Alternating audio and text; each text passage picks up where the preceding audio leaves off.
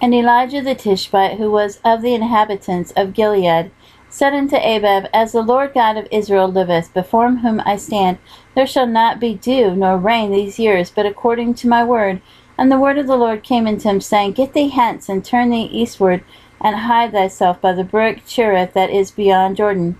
And it shall be that thou shalt drink of the brook, and I have commanded the ravens to feed thee there.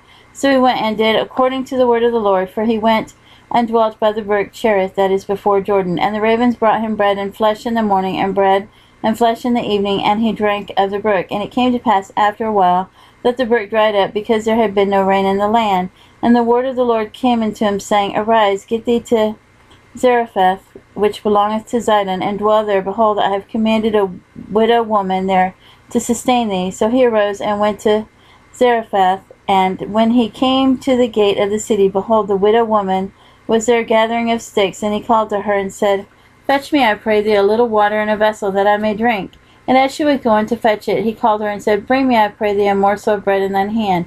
And she said, As the Lord thy God liveth, I have not a cake, but an handful of meal in a barrel, and a little oil in a cruse. And behold, I am gathering 2 sticks, that I may go in and dress it for me and my son, that we may eat it and die. And Elijah said unto her, Fear not, go and do as thou hast said, but make me thereof a little cake first, and bring it unto me, and after make for thee and thy son.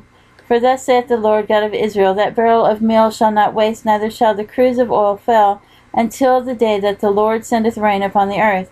And she went and did according to the saying of Elijah, and she and he and her house did eat many days, and the barrel of meal wasted not, neither did the cruse of oil fail, according to the word of the Lord which he spake by Elijah. And it came to pass after these things, that the son of the woman, the mistress of the house, fell sick, and his sickness was so sore that there was no breath left in him.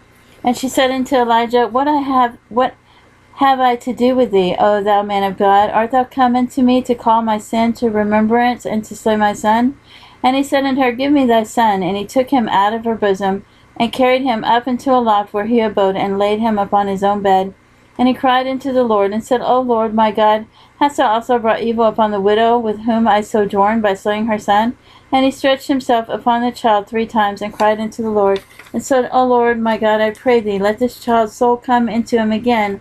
And the Lord heard the voice of Elijah, and the soul of the child came into him again, and he revived. And Elijah took the child, and brought him down out of the chamber into the house, and delivered him unto his mother. And Elijah said, See, thy son liveth. And the woman said to Elijah, Now by this I know that thou art a man of God, and that the word of the Lord in thy mouth is true.